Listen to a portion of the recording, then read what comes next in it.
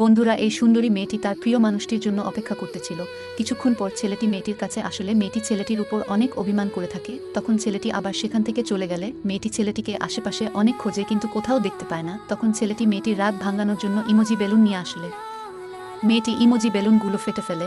তখন ছেলেটি বুঝতে পারে যে এভাবে কাজ হবে না। শেষে ডায়মন্ডের রিং দিয়ে মেয়েটিকে প্রপোজ করলে মেয়েটি অনেক খুশি হয়। পরের দিন ছেলেটি এবং মেয়েটি পার্কে বসেছিল। তখন পাশ দিয়ে এই ছেলেটি যাওয়ার সময় মেয়েটির ছেলেটির দিকে তাকালে মেয়েটি প্রিয় মানুষটি অনেক অভিমান করে। তখন মেয়েটি ছেলেটির কাছে মাফ চায়। একদিন মেয়েটি অনেক মন খারাপ করে ছেলেটির কাছে আসে আর ছেলেটির হাতে একটা বিয়ের কার্ড দেয়। এমনটা দেখে ছেলেটি মেয়েটির সাথে যা করলো তা দেখলে আপনিও অবাক হবেন। তার আগে বন্ধুরা, আপনাকে যদি বলা হয় একদিকে বাবা মা একদিকে গার্লফ্রেন্ড, তো আপনি কাকে বেছে নেবেন? যদি মা বাবাকে বেছে নেন তাহলে অবশ্যই চ্যানেলটি সাবস্ক্রাইব করে ভিডিওটিতে লাইক দিয়ে কমেন্টে বলবেন বাবা মাকে অনেক ভালোবাসি। কার্ডটি দেখে ছেলেটি অনেক মন খারাপ করলে মেয়েটি ছেলেটিকে বলে ওইটা তোমার আর আমার বিয়ের কার্ড।